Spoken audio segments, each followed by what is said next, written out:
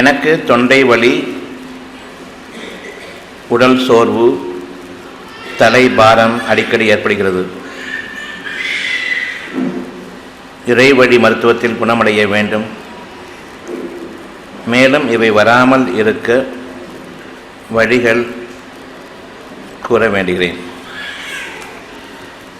எனக்கு தொண்டை வலி, உடல் சோர்வு, தலைபாரம் அடிக்கடி ஏற்படுகிறது. இவை வராமல் இருக்க என்ன செய்ய வேண்டும்? நான் 15 வருடங்களாக தவறான மூட்டு அறுவை சிகிச்சை காரணமாக படுத்த படுக்கையாகிவிட்டேன். நடக்க முடியாது. வயிறும் பசிப்பதில்லை, மலம் கழிவதில்லை. என்ன செய்வது என்று தெரியவில்லை.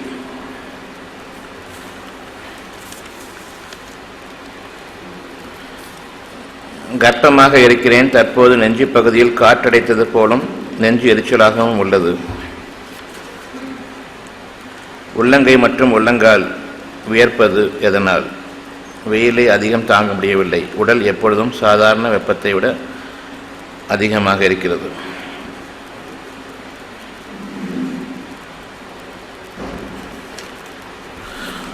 இந்த அனைத்து கேள்விகளுக்கும் ஹெல்த் டைமில் பத்திரிகையில் எல்லா விதமான வழிவகைகளும் எல்லா விதமான விளக்கங்களும் ஒவ்வொரு மாதமும் இடம்பெற்று வருகின்றன. இந்த வகுப்பில் இதற்கான மானசீகமான தீர்வு என்ன? மருந்துகளோ மாத்திரைகளோ விளக்கங்களோ எதனையும் நாடாமல் எப்படி நீங்கள் உங்களுடைய அனைத்து நோய்களிலிருந்தும் விடுதலை பெறுவது என்ற ஒரு குறிக்கோளை மட்டும்தான் இந்த வகுப்பு நடத்தப்படுகிறது. எனவே நீங்கள் உங்களுடைய வாழ்க்கையில் அனைத்து தீமைகளிலிருந்தும் நீங்கள் விடுபட வேண்டி உங்களுக்காக நடத்தப்படும் இந்த வகுப்பில் உங்கள் மனதை சீர்படுத்துங்கள், மனதை நிலைப்படுத்துங்கள். லேசான வாழ்க்கை, சுலபமான வாழ்க்கை உங்களுக்கு அழகான வாழ்க்கையாக அமையும். நோய் நொடிகள் இல்லாத வாழ்க்கையும் வறுமை பிரச்சனைகள் இல்லாத வாழ்க்கையும் உங்களுக்காக இந்த வகுப்பில் நிச்சயமாக ஒவ்வொரு வகுப்பிலும் உங்களுக்கு வழிவகைகளுடன் கிடைக்கும். எனவே அடுத்த கேள்வி, சகல சக்தி படைத்த இறைவன் ஷைத்தானை அடக்கி ஒடுக்கிவிட்டால் நாம் இங்கே மனது சஞ்சலப்படாமல் எந்த சோதனையும் இன்றி நிம்மதியாக இருக்கலாமே. நாம் ஒவ்வொருவரும் ஷைத்தானை கண்டு பயப்படும் அவசியமும் இல்லை. ஷைத்தான் வழிகெடுக்க வேண்டியதும் இருக்காது. ஏன் சகல சக்தி படைத்த இறைவன் ஷைத்தானை அடக்கி ஒடுக்கவில்லை?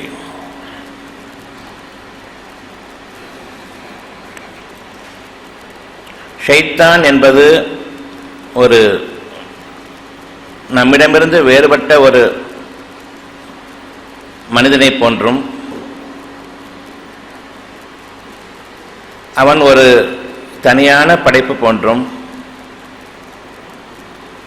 நாம் எண்ணிக்கொண்டிருக்கிறோம். ஷைத்தான் என்பதனுடைய பொருள் என்னுடைய கேடு என்பதால். இறுதியாக நான் யாருக்கு என்ன பாவம் செய்தேன் என்ற ஒரு நிலை ஏற்படுமே, அப்பொழுது ஷைத்தான் யார் என்பதை நீங்கள் அறிவீர்கள். எனக்கு என்ன கேடு, நான் இதை பின்பற்றாது இருந்திருக்க வேண்டுமே என்று உங்களை நீங்களே கேள்வி கேட்கக்கூடிய அந்த நாளில் உங்களுக்கு தெரியும் யார் ஷைத்தான் என்பது. நான் இந்த ஒரு காரியத்தை செய்யாமல் இருந்தால் இந்த ஒரு நிலைக்கு ஆளாகி இருக்க மாட்டேனே என்று நீங்கள் கை செய்தப்படக்கூடிய அந்த நாளில் தெரியும் ஷைத்தான் யார் என்று. எனவே ஷைத்தான் என்பது உங்களுடைய மனதின் ஒரு நிலைப்பாடாகும். வெளியிலிருந்து ஒருவன் அல்லது ஒரு மாயையாக ஒரு தீய சக்தி உங்களை வந்து வாட்டவில்லை. உங்களிடம் இருக்கிறது உங்களுக்கான நேர்வழியும் தவறான பாதைகளும். ஒவ்வொரு மூச்சிலும், ஒவ்வொரு எண்ணத்திலும், செயலிலும், பேச்சிலும் நீங்கள் நிச்சயமாக அறிவீர்கள் உங்களுடைய வழிகேடு எது, உங்களுடைய நேர்வழி எது என்பதை. எனவே நீங்கள் நேர்வழி பெற்ற கூட்டத்தினராக இருக்க வேண்டும் என்று இப்பொழுது விரும்புங்கள். நீங்கள் ஷைத்தானை வென்றுவிட்டீர்கள். எனக்கு நன்மைகள் மட்டுமே வேண்டும் என்று விரும்புங்கள். ஷைத்தான் இனி உங்களிடம் இல்லை. நன்மை என்பதனுடைய பொருள்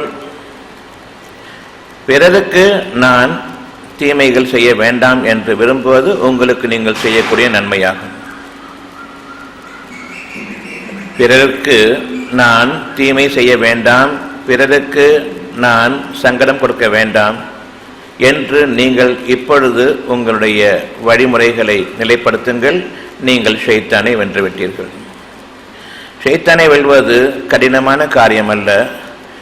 நல்வழியை, நன்மையை நீங்கள் நம்புவீர்களானால் இவ்வளவுதான். இதற்கு ஏன் இறைவனை நீங்கள் ஒடுக்கிவிடு என்று கூற வேண்டும்? நீங்கள் யாவற்றையும் விட மேன்மையான படைப்பு என்பது உங்களுக்கு தெரியும். அனைத்து உயிரினங்களையும் விட நீங்கள் மேன்மையான உயிரினம் என்பது உங்களுக்கு தெரியும். அனைத்து உயிரினங்களையும் நீங்கள் உங்களுக்கு கீழாக்க முடியும், உங்களுக்கு கட்டுப்படுத்த முடியும். நீங்கள் அவற்றை விலக்கிவிட்டு உங்களுக்குரிய வாழ்க்கையை நீங்கள் வாழ முடியும் என்பது உங்களுக்கு தெரியும். எந்த சக்தியும் உங்களுக்கு மேலாக இல்லை என்பது தெரியும், இறைவன் ஒருவனை தவிர. அந்த இறை உணர்வு நீங்கள் கொள்ளுங்கள். என்னோடு என் இறைவன் இருக்கின்றான் என்ற அந்த நம்பிக்கையை மேற்கொள்ளுங்கள். அவனை நீங்கள் உங்களுக்கு உதவியாகவும் பாதுகாப்பாகவும் அமைத்துக் கொள்ளுங்கள்.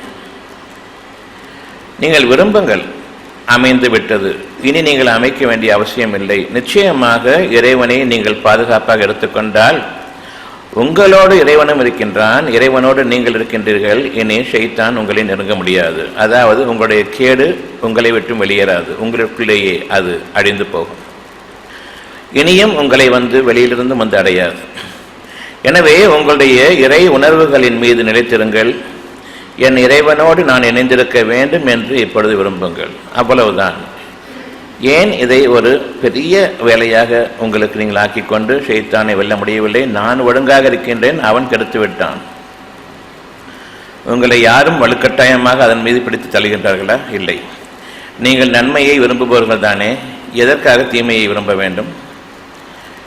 நல் வழியில் உங்களுடைய வாழ்க்கையை நீங்கள் அமைக்க வேண்டும் என்பதற்கு பதிலாக ஏன் தீமையான பாதைகளில் நீங்கள் உங்களுடைய வாழ்க்கையை நுழைக்க வேண்டும்? இதை ஷைத்தானா நுழைத்தான்? இப்பொழுது உங்களிடம் இரண்டு விஷயங்கள் இருக்கின்றன, நல்லது கெட்டது. இறைவனுடைய விஷயம் நல்லது, உங்களுக்கு கேடான விஷயம் கெட்டது. இதில் நீங்கள் எதனை விரும்புவீர்கள்? எதனை விரும்ப வேண்டும்? இரண்டும் இருக்கிறது. கெட்ட சக்தியும் இருக்கிறது, கெட்ட பாதையும் இருக்கிறது, இறை அருளும் இருக்கிறது, நேரான வழியும் இருக்கிறது. இந்த இரண்டில் நீங்கள் எதை விரும்புகின்றீர்களோ அந்த பாதை உங்களுக்கு. எப்படி ஷைத்தான் உங்களை கெடுத்து விட்டான் என்று நீங்கள் கூறுகின்றீர்கள்? சகலவற்றின் மீதும் ஆற்றல் மிக்க இறைவன் உங்களுக்கு அந்த ஆற்றலை கொடுத்திருக்கின்றான். ஷைத்தானை வெல்வதற்குரிய ஆற்றலையும் கொடுத்திருக்கின்றான் நிச்சயமாக.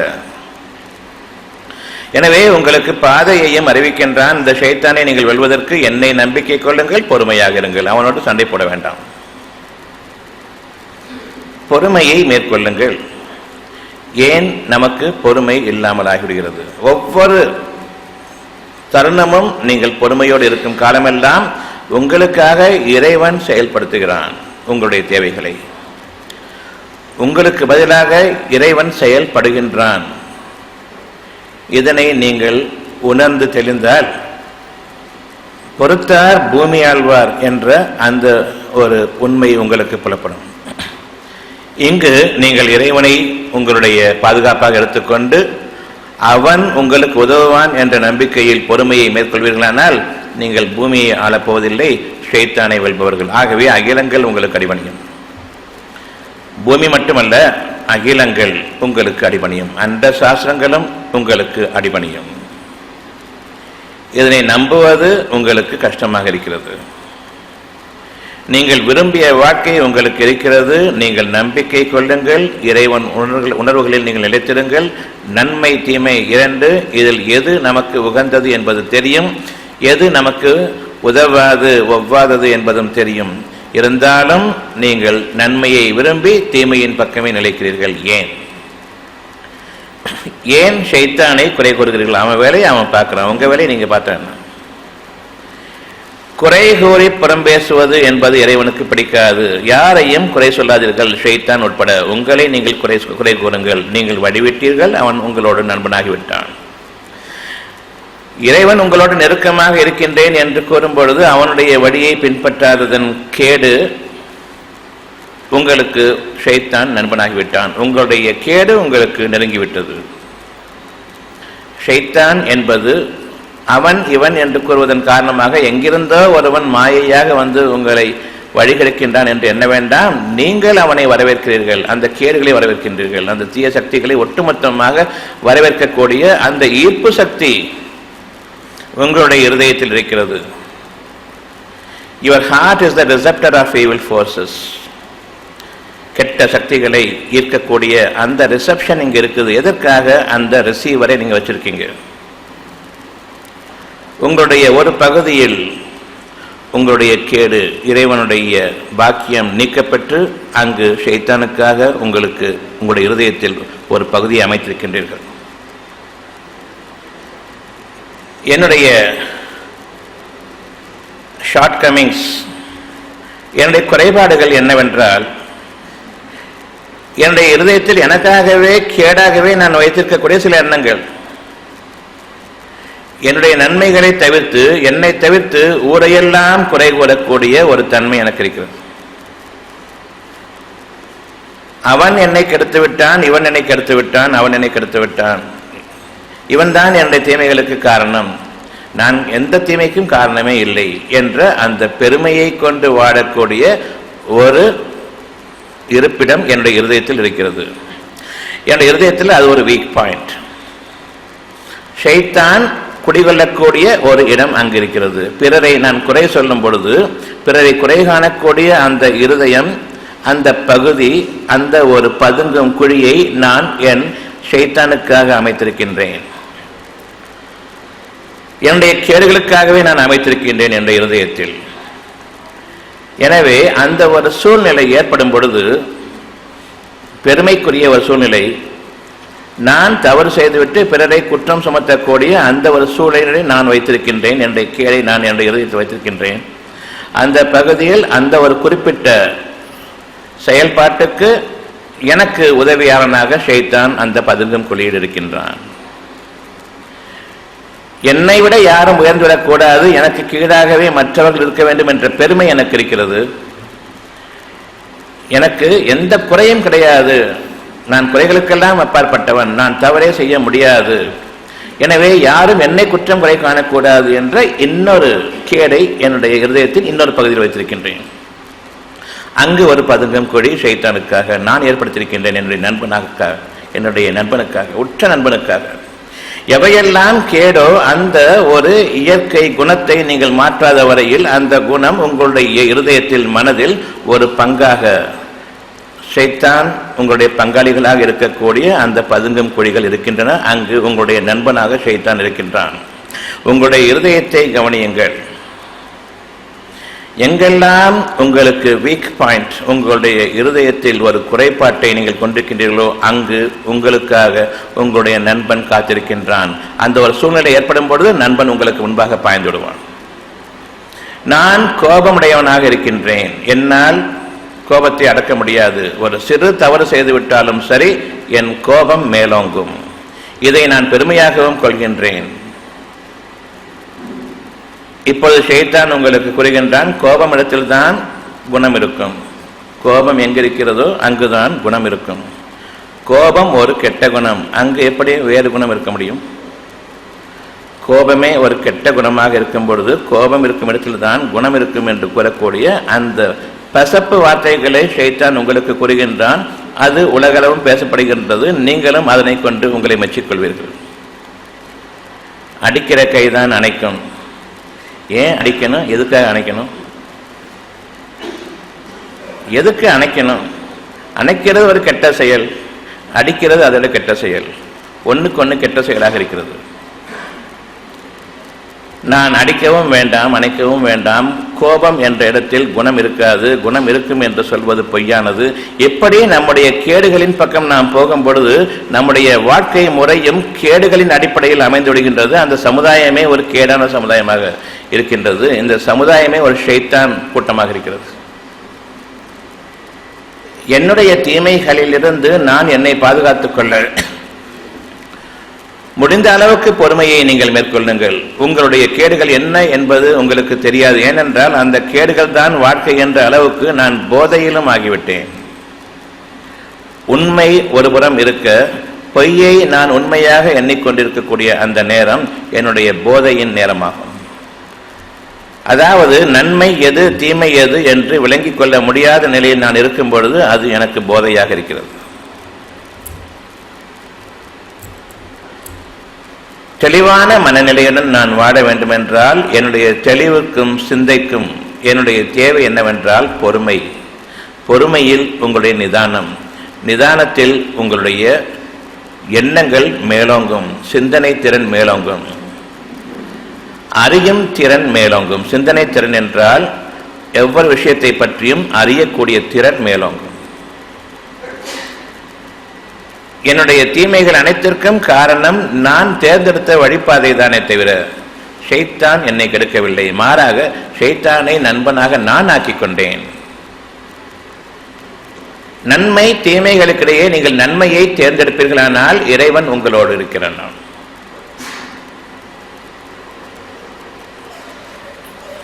கோபம் கொள்ளுங்கள், ஆத்திரம் கொள்ளுங்கள், பொறுமையை மேற்கொள்ளுங்கள், அமைதி அடையுங்கள். இந்த இரண்டும் சமமாகாது. இந்த இரண்டில் எது நல்லது எது கெட்டது உங்களுக்கு தெரியுமா தெரியாது? கோபம் அடைவதும் சமாதானம் அடைவதும் இந்த இரண்டு இருக்கிறது. இந்த இரண்டில் எது உங்களுடைய தேவை?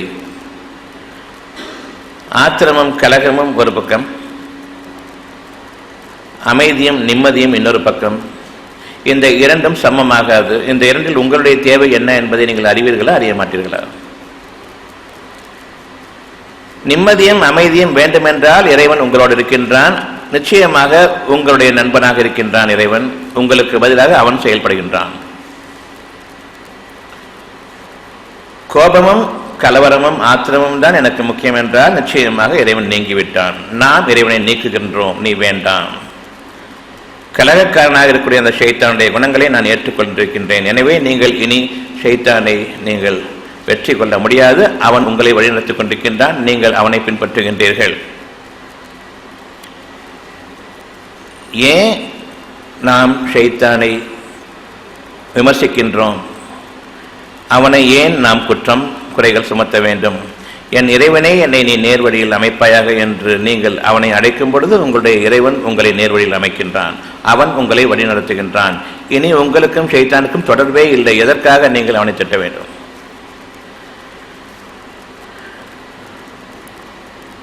நீங்கள் ஷைத்தானை ஒருபோதும் ஜெயிக்க வேண்டாம். நன்மையை விரும்புங்கள். இவ்வளவுதான் இறைவன் உங்களுக்காக வலியுறுத்துவது. அதனை நாம் செய்வதில்லை. நன்மையை விரும்ப முடியாது. ஏனென்றால் நான் பெரும் சிக்கலில் இருக்கின்றேன். என்னுடைய குற்றங்களை நான் ஒத்துக்கொள்ள முடியாது. என்னுடைய இயற்கை கெட்ட குணங்களை நான் நீக்கிக் கொள்ள மாட்டேன். அது எனக்கு பெருமைக்குரிய குணமாக இருக்கிறது. ஆகவே நான் ஷைத்தானாக இருக்கும் பொழுது இறைவனை நான் விரும்ப மாட்டேன். கெட்ட குணங்கள் ஷைத்தானுடைய குணங்களாக இருக்கின்றன. அவை என்னுடைய இருதயத்தின் பல பகுதிகளில் அந்த கெட்ட குணங்கள் குடிக்கொண்டிருக்கின்றன.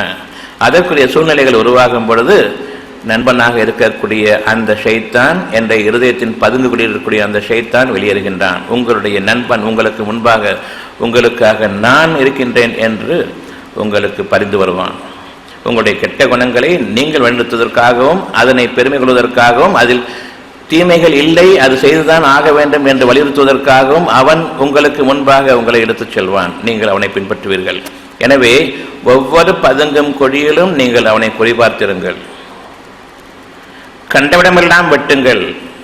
உங்களை நீங்கள் வெட்டுங்கள். உங்களுடைய குணங்களை நீங்கள் வெட்டுங்கள். உங்களுடைய ஷைத்தானை நீங்கள் வெட்டுங்கள். ஒவ்வொரு பகுதிகளும் உங்களுடைய இருதயத்திலிருந்து அவன் வெளியேறும் பொழுது வெட்டுங்கள். பொறுமையை மேற்கொள்ளுங்கள். நீங்கள் ஷைத்தானை வெல்வதாகும்.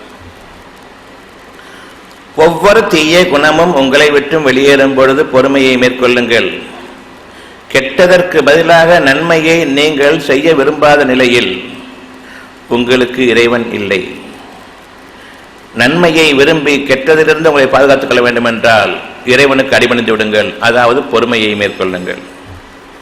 அந்த பொறுமையில் தான் ஷைத்தான் தோற்கடிக்கப்படுகின்றான். ஷைத்தானை வெல்வதற்குரிய ஒரே ஆயுதம் பொறுமையும் அமைதியை காத்துக்கொள்வதும், சமாதானத்தை பேணிக்கொள்வதும், அமைதியை காத்துக்கொள்வதும், பொறுமையை நீங்கள் மேற்கொள்ள வேண்டிய அந்த அவசியத்தை உங்களுக்கு உணர்த்த வேண்டும். எந்த ஒரு சந்தர்ப்ப சூழ்நிலையிலும் சரி, உங்களுடைய பொறுமையை நீங்கள் மேற்கொள்ளுங்கள். நமக்கு தெரிந்ததெல்லாம் கெட்ட தீய வழிகள் தான். எந்த ஒரு வழியின் பக்கம் நாம் சென்றாலும், எந்த ஒரு முயற்சியின் பக்கம் நாம் ஈடுபட்டாலும் பொறுமையை மேற்கொள்ள வேண்டியது உங்களுடைய அவசிய காலத்தின் கட்டாயம், அவசர கால கட்டாயம். அவசிய கால கட்டாயமும் அவசர கால கட்டாயமும். ஆகவே இந்த இரண்டும் அவசியமும் இருக்கிறது, அவசரமும் இருக்கிறது. பொறுமை ஒன்று மட்டும்தான் உங்களை அதனளவில் எடுத்து செல்லக்கூடிய நேர்வழியாகும். பொறுமைக்கு மிஞ்சிய ஒரு இறை வழிபாடு கிடையாது.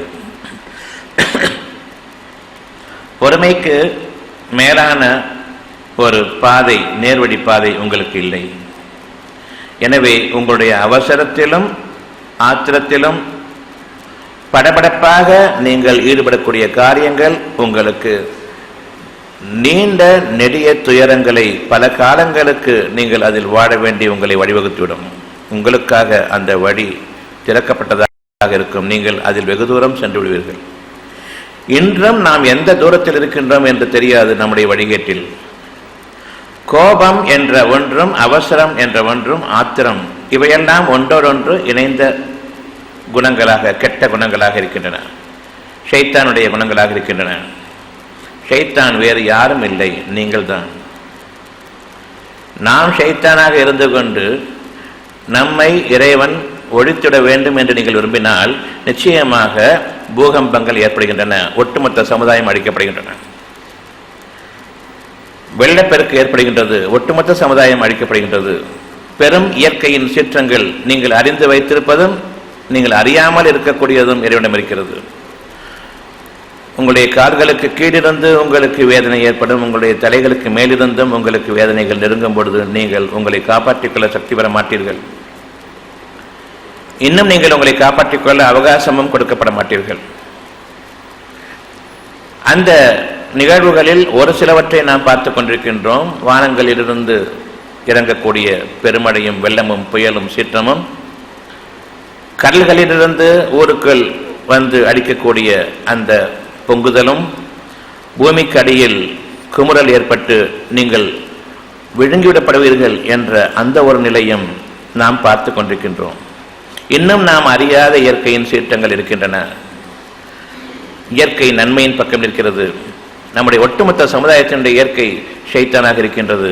அழிக்க வேண்டியது அழிக்கப்பட வேண்டும். எனவே ஒட்டுமொத்த சமுதாயமும் இனி உருப்படாது என்று இருக்கும் பொழுது, ஷைத்தான்களாக ஆகிவிட்டார்கள் இருக்கும் பொழுது, இறைவனுடைய அனுமதி அந்த இடத்தில் பூகம்பங்களோ, வெள்ளங்களோ, சுனாமியோ அல்லது இன்னும் நாம் அறியாத பல இயற்கையின் சீற்றங்களோ உங்களுக்காக ஏற்படும் என்று நீங்கள் இன்று அச்சம் கொள்ளுங்கள். எனவே ஷைத்தானை வெல்ல வேண்டும் என்று, அழித்துட வேண்டும் நீங்கள் விரும்புகிறீர்களானால் என்று நமக்கு இந்த இயற்கையின் சீற்றங்கள் நமக்காக காத்திருக்கிறது. ஏனென்றால் நாம் தான் ஷைத்தான்களாக இருக்கின்றோம். புரிந்து கொள்ளுங்கள், ஷைத்தான் என்பது வேறு ஏதோ ஒரு தீய சக்தி அல்ல. நீங்கள் உங்களுக்காக பாதுகாத்துக் கொண்டிருக்கக்கூடிய கெட்ட குணங்கள் அவ்வளவும் நீங்கள் ஷைத்தான்களாக இருக்கின்றீர்கள் என்பது உங்களுக்கு பொருளாக வேண்டும். உங்களை பார்த்து உங்களுக்கு நன்மை வேண்டும் என்று நான் விரும்ப வேண்டும், அவ்வளவுதான். இது இறைவனுக்கு பொருத்தமான ஒரு எண்ணம். எனக்கும் நன்மை வேண்டும், அந்த காரியத்தில் பிறருக்கும் நன்மை வேண்டும். இவ்விதமாக நீங்கள் விரும்பும் பொழுது உங்களுடைய இறைவன் உங்களுக்காக உதவி செய்கின்றான். யார் எக்கேடாவது கெட்டு போகட்டும், நான் வாழ்ந்தால் போதும் என்ற எண்ணம் நம் அனைவருக்கும் இருக்கின்றது. நாம் ஷைத்தான்களாக வாழ்ந்து கொண்டிருக்கின்றோம். பிறருக்கு உதவி செய்வது என்பது என் தன்மான குறைவு என்று நினைத்துக் கொண்டிருக்கின்றோம். சன்மானம் இல்லாமல் உதவி செய்வது என்பது எனக்கு கூடாது. நான் இளிச்சவாயன் என்ற பெயர் பெற்று விடுவேன். பிறரிடமிருந்து எந்த சன்மானமும் இன்றி நான் அவர்களுக்கு உதவி செய்வது எனக்கு கூடாது என்று நான் விரும்புகின்றேன். அப்படி எந்த சன்மானமும் பெற்றுக்கொள்ளாமல் நான் விரும்பக்கூடிய அந்த ஒரு நன்மையை பிறர் உங்களுக்கு எப்படி எடுத்துள்ளார்கள் என்றால், நீ என்ன இளிச்சவாயனா, எந்த விதமான பிரதி உபகாரமும் இல்லாமல் ஊருக்கு உபயோகம் செய்து கொண்டிருக்கின்றாய், உதவி செய்து கொண்டிருக்கின்றாய் என்ற இளிச்சவாயன் என்ற பெயர் உங்களுக்கு கிடைக்கும். ஆகவே பிறருக்கு நன்மை செய்யக்கூடிய அந்த ஒரு உதவிக்கரம் உங்களிடம் இருந்தாலும் நீங்கள் செய்ய மாட்டீர்கள். பெருமையை கொண்டு எனக்கு உள்ள பெருமை என்னாவது? பிறருக்கு நான் உதவி செய்வதற்கு இல்லை, பிறரெல்லாம் எனக்கு உதவி செய்ய வேண்டும், அவ்வளவு பெருமை எனக்கு இருக்கிறது. நான் உதவிக்கரம் நீட்டிவிட்டால் நான் அவர்களுக்கு கீழாகிவிட்டேன். பெருமைக்குரிய அந்த ஒரு ஸ்டேட்டஸ், தகுதி எனக்கு குறைந்துவிடுகிறது என்று நான் எண்ணுகின்றேன். எனவே நான் பிறருக்கு நன்மை செய்வோன் இல்லை, நன்மையை விரும்புவோனும் இல்லை. அந்த ஒரு வழிபாதை எனக்கு வேண்டாம் என்று முடிவிட்டேன். எனவே பிறரிடமிருந்து வரக்கூடிய நன்மைகள் உங்களுக்கு இல்லை, உங்களுடைய சமுதாயத்திலிருந்து உங்களுக்கு வரக்கூடிய நன்மைகள் உங்களுக்கு இல்லை. இறைவனும் உங்களை விட்டும் நிச்சயமாக விலகக்கூடிய நிலைக்கு ஆகிவிட்டான். உங்களை பற்றி அதிர்ச்சி அடைகிறான். நீங்கள் எப்பொழுது உங்களுடைய நன்மைகளிலிருந்து பிறருக்கு கொடுக்க மாட்டீர்களோ அப்பொழுது உங்களுக்கு சமுதாயம் தேவையில்லை. சமுதாயமாக வாழ வேண்டும் என்று நாம் விரும்புகின்றோம். ஆனால் அந்த சமுதாயத்தில் இருக்கக்கூடிய அங்கத்தினர்களுக்கு நான் உதவ மாட்டேன் என்றும் நான் நம்புகிறேன். என்னுடைய தகுதிக்கு அது சரியல்ல என்றும் நான் நம்புகின்றேன். உங்களிடமிருந்து பிரதிபகாரம் இல்லாமல், உங்களிடமிருந்து எந்த ஒன்றையும் நாம் அபகரிக்காமல், என்னிடமிருந்து எந்த உதவியும் இல்லை, எனக்கு உதவி செய்யக்கூடிய அனைத்து திறனும் இருந்தாலும் சரி, நான் கொடுக்க மாட்டேன். எனவே உங்களுடைய தேவைகளை மட்டுமே கவனிக்கக்கூடிய வகையில் உங்களுடைய வாழ்க்கையை இறைவன் அமைத்து விட்டான். உங்களுக்கு கைக்கும் வாய்க்கும் என்ன தேவையோ அதை மட்டுமே கொடுத்து உங்களை வாழ வைத்துக் கொண்டிருக்கின்றான். ஆனால் நீங்களோ பிறர் பார்க்கும் விதத்தில் மிகவும் பகட்டாக வாழ வேண்டும் என்று நீங்கள் விரும்புகின்றீர்கள். அந்த பெருமை உங்களுக்கு இருக்கிறது. நிச்சயமாக உங்களுக்கு கைக்கும் வாய்க்கும் கொடுத்து கொண்டிருக்கிற நிலையில் நீங்கள் இறைவனுக்கு நன்றியோடு இல்லை. அதைவிட அதிகமாக வேண்டும். ஊருக்கு காண்பிப்பதற்காக, ஊருக்கு கொடுப்பதற்காக என்று இருந்தால் நிச்சயமாக இறைவன் கொடுப்பான். ஊருக்கு காண்பிப்பதற்காக என்று இருந்தால் நிச்சயமாக உங்களுக்கு இல்லை. எனவே இல்லாத ஒன்றை நீங்கள் அபகரிக்க முயல்வீர்கள். அங்கு ஷைத்தானுடைய வேலைகள் ஒவ்வொன்றும் ஆரம்பமாகின்றன. பகட்டும் பெருமையும் அகம்பாவமும் ஆடம்பரமும் யாரிடம் இருக்கிறதோ அவர்கள் பூமியில் பெரும் அடிச்சாட்டியம் செய்பவர்களாக இருப்பார்கள். அவர்களிடம் நல்ல குணமும் இருப்பதன் காரணமாக இறைவன் அடக்கி ஆள்கின்றான். சற்று அவர்களுக்கு உணவு வசதிகளை விரிவாக்கம் செய்துவிட்டால் அவர்கள் பூமியில் அநியாயமும் அடிச்சாட்டியமும் செய்ய தலைப்பட்டு விடுவார்கள். எனவே யாரிடம் நல்ல குணம் இருக்கிறதோ அவர்களுக்கு கைக்கும் வாய்க்கும் என்று வைத்து விட்டான். பொறுமையாக இருங்கள். இந்த உலகத்தில் இல்லாவிட்டாலும் மறுமைக்காக நீங்கள் நன்மையை சேகரித்துக் கொண்டிருங்கள்.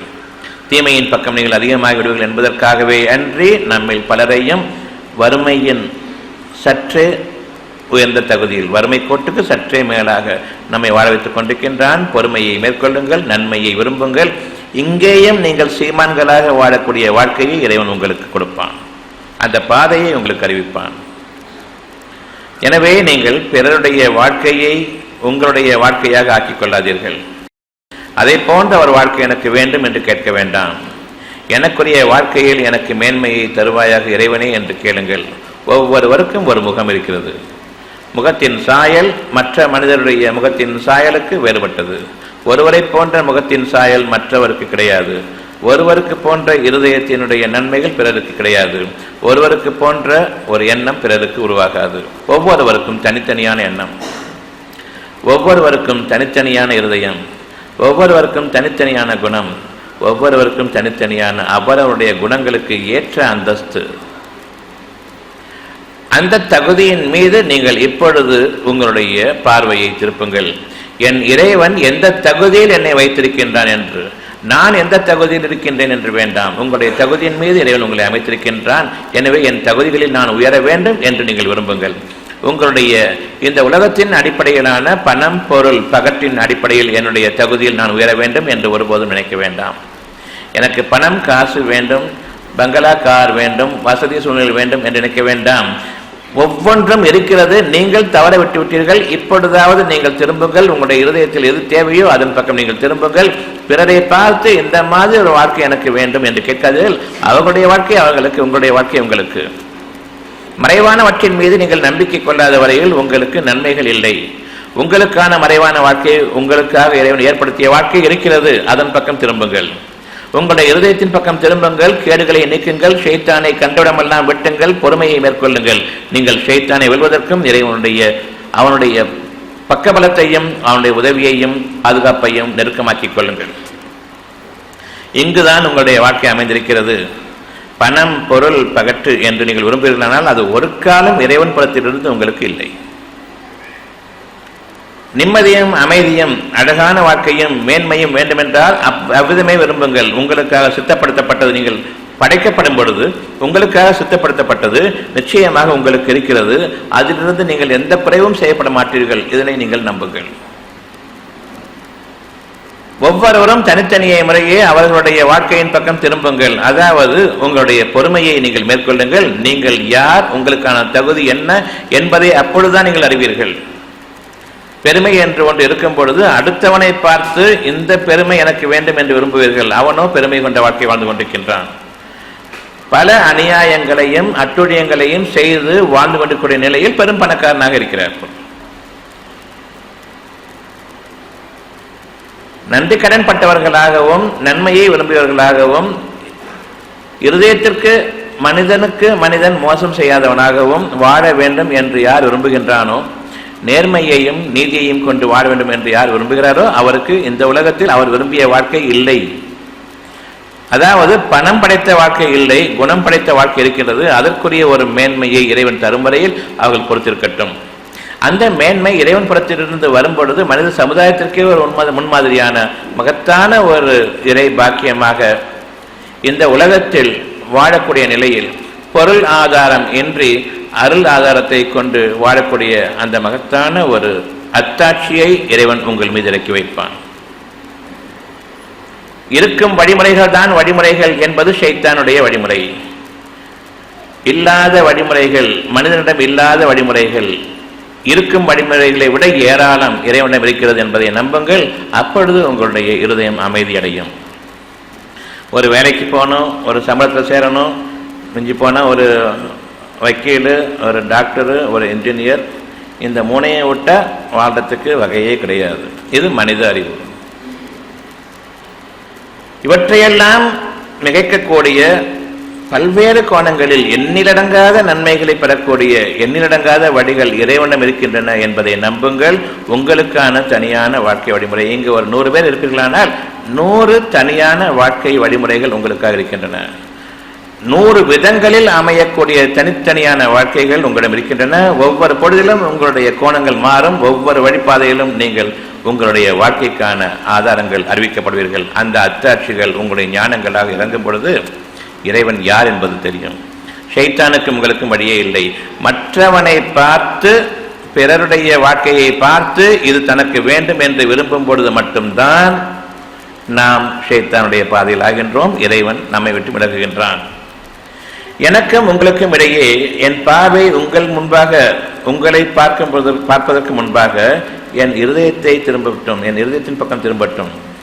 என் இருதயத்தின் பக்கம் திரும்பும் பொழுது அதில் இருக்கக்கூடிய நன்மைகள் ஒன்றை கூட மனிதர்களுடைய வழிமுறைகள் எனக்கு ஈட்டு தராது. எந்த வழிமுறையாக இருந்தாலும் சரி, மனிதனுடைய வழிமுறைகள் அனைத்தும் நயவஞ்சகமான, துரோகமானவை. ஒரு டாக்டருக்கு படிக்கணும்னு சொன்னா ஒவ்வொரு குடும்பத்திலும் டாக்டர் அவசியம், அப்படித்தானே? அதுக்கு ஏன் இத்தனை சீட் மட்டும்? டாக்டர்கள் பெருகிவிட்டால் சம்பாத்தியத்திற்கு டாக்டர்களுக்கு வழி இருக்காதாம். அதற்காக டாக்டர்கள் பெருகிவிட்டால் நோயே இருக்காதே, சுகாதாரமான வாழ்க்கை வேண்டுமே. உங்களுக்கு சுகாதாரமான வாழ்க்கை வேண்டுமா, டாக்டர்கள் பிழைக்க வேண்டுமா? எது வேண்டும்? மருத்துவம் பிழைக்க வேண்டுமா, உடல் ஆரோக்கியம் பிழைக்க வேண்டுமா? எது வேண்டும்? வருமன் காப்பது சிறந்ததா, வந்த பின் நோயுற்று அல்லலுறுவது சிறந்ததா? எது வேண்டும்? ஒவ்வொரு விஷயத்திலும் 2 பாதைகள் இருக்கின்றன. நீங்கள் தேர்ந்தெடுப்பது உங்களுக்கே கேடான பாதை. எவ்வளவோ இருக்கிறது. வீட்டுக்கு ஒருவருக்கு வேலை கொடுப்பேன், இருக்கட்டும். வீட்டுக்கு ஒரு டாக்டர் அவசியம் என்பதை உணர்ந்து நீங்கள் செயல்பட வேண்டும். ஒவ்வொருவரும் டாக்டராக ஆக வேண்டும். இது சரியா தவறா?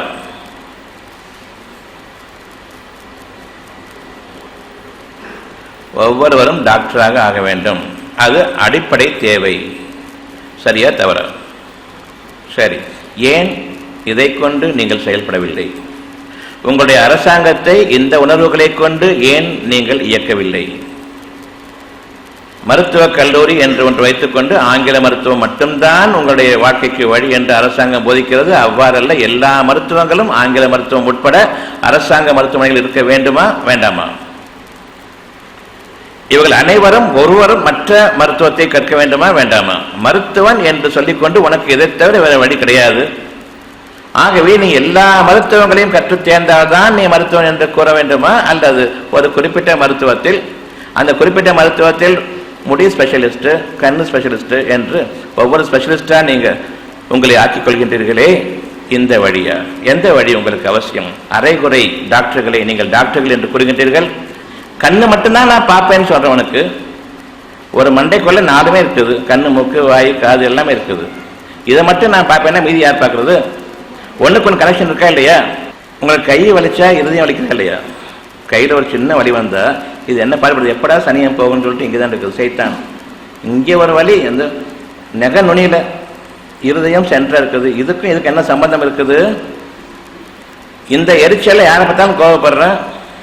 இந்த எரிச்சலை என் மூளை வேலை செய்ய மாட்டேங்குது. எல்லா செயல்களும் தப்பா போகுது.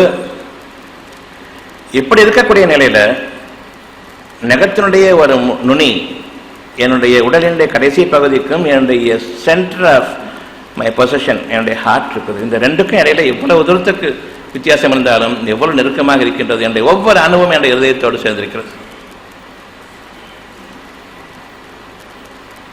உங்களுக்காக என்ன குறை வைத்திருக்கின்றான் இறைவன்? சிந்தனை என்ற ஒன்றை தவிர.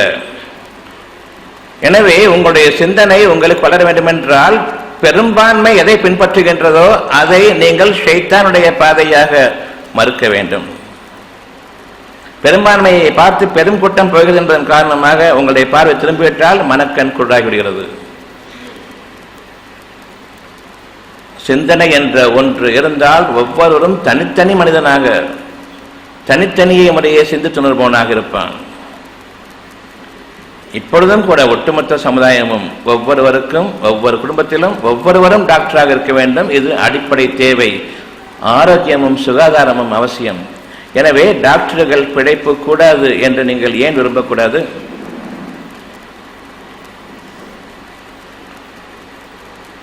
உங்களுக்கு என்ன குறை?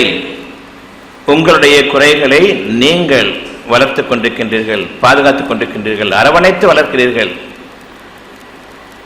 நீங்கள் ஷைத்தானாக இருக்கக்கூடிய ஷைத்தானை திட்டுகின்றீர்கள். அவன் உங்களுடைய நண்பன், நீங்கள் அவனுடைய நண்பன். அவனை அழிக்க வேண்டும் என்றால் உங்களையும் சேர்த்து அழிக்க வேண்டும். விரும்புவீர்களா? ஆகவே இறைவன் உங்களுக்கு அனைத்து நன்மைகளையும் ஒரு அணுவளவு தீமை கூட இல்லாமல் இருப்பதற்கு என்னை நீங்கள் நினைவு கூறுங்கள் என்றால் அது கஷ்டமாக இருக்கிறது. அவசரப்பட வேண்டாம், உங்களை எந்த காரியமும் செய்ய சொல்லவில்லை, பொறுமையை மேற்கொள்ளுங்கள் என்றால் என்னுடைய பெருமை தடுக்கிறது. பிறருக்கு நன்மை செய்யுங்கள் என்றால் பொறாமை அவர்களுக்கு தீமைதான் செய்ய வேண்டும் என்று என்னை உந்தி தள்ளுகிறது. எனவே ஷைத்தான்கள் யார்? இப்பொழுது யார் ஷைத்தான்கள்? யார்? இந்த குணங்களை கொண்டிருக்கூடிய ஒரு மனிதனா அல்லது வேறு எங்கிருந்தோ யாரோ ஒருவன் வந்திருக்கின்றன? ஷைத்தான் என்றால் கெட்ட குணங்களை மட்டுமே கொண்டிருப்பவன் இல்லையா? நீங்கள் நல்ல குணங்களையும் கொண்டிருக்கின்றீர்கள். நல்ல குணங்களை நீக்கிக் கொண்டு கெட்டதை வரவேற்கின்றீர்கள். இப்பொழுது ஷைத்தானுக்கு உறுதுணையாக நண்பனாக இருப்பது யார்? ஷைத்தானுக்கு வலுவூட்டுவது யார்?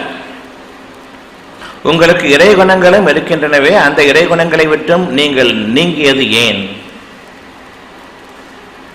எனவே நீங்கள் மிக கெட்ட ஒரு பாதையை தேர்ந்தெடுத்துக் கொண்டீர்கள். நன்மைக்கு பதிலாக தீமையை விரும்பும் பொழுது நல்ல வழி எது, தீய வழி எது? இந்த இரண்டையும் எப்படி நீங்கள் பிரித்து பார்ப்பீர்கள்? நீங்கள் எந்த வழியில் அமைந்திருக்கின்றீர்கள் என்பதை எப்படி நீங்கள் பிரித்து பார்ப்பீர்கள்? என் மனதுக்கு எப்பொழுது கேடாக இருக்கிறதோ நான் தீய வழியில் அமைந்திருக்கின்றேன். என் மனசு எப்போ சரியில்லையோ அப்போ நான் தீய வழியில் அமைந்திருக்கின்றேன். என்னுடைய உடலில் எங்கோ ஒரு கஷ்டம் இருக்கிறது, கையில் வலிக்குது, காலில் வலிக்குது, தொண்டையில் வலிக்குது, எங்கெங்கேயோ வலிக்குது. அது இருதயத்தில் வலியை ஏற்படுத்துகிறது. உங்களுடைய தீமையான பாதையில் நீங்கள் அமைந்திருக்கிறீர்கள் என்பதை உங்களுக்கு உணர்த்துவது உங்களுடைய மனதில் இருக்கக்கூடிய சங்கடம் உங்களுக்கு உணர்த்த வேண்டும். உடலிலும் எனக்கு பிரச்சனைகள் இருக்கின்றன, சமுதாயத்திலும் எனக்கு பிரச்சனைகள் இருக்கின்றன. அந்த பிரச்சனைகளின் காரணமாக என்னுடைய மனதில் ஒரு சங்கடம் இருக்கிறது, ஒரு அமைதியில்லா தன்மை இருக்கிறது. எனவே உங்களுடைய பாதை இருவேறு பாதைகளாக இருக்கக்கூடிய அந்த பாதையில் நீங்கள் தீமையின் பக்கம் அந்த பாதையின் மீது அமைந்து விட்டீர்கள். எந்த அளவுக்கு அந்த பாதையில் தொலைந்தீர்கள் என்பது தெரியாது. ஆனாலும் நாம் இப்பொழுது உணர வேண்டியது தீமையின் பாதையின் மீது நான் இருக்கின்றேன். எனவே என் மனம் சங்கடத்திற்குள்ளாக இருக்கிறது. மனம் சங்கடத்திற்குள்ளாகும் பொழுது நீங்கள் உங்களுடைய காரியங்கள் அனைத்திலிருந்தும் வெகு ஜாக்கிரதையாக இருக்க வேண்டும். அதிலிருந்தும் நீங்கள் விலக வேண்டி உங்களுடைய பாதையை நீங்கள் வரையறுக்க வேண்டும். பொறுமையை முதலில் மேற்கொள்ளுங்கள். அங்கு இறைவனுடைய உதவி உங்களுக்கு அமைந்திருக்கிறது. கொஞ்சம் பொறுமையாக இருங்கள். உங்களுடைய ஒவ்வொரு காரியத்திலும் பொறுமையை மேற்கொள்ளுங்கள். அப்பொழுது இறைவனை நீங்கள் அதிகமாக தியானியுங்கள். ஏனென்றால் எந்த ஒரு நன்மையும் அவனிடமிருந்து அல்லாமல் உங்களுக்கு இல்லை.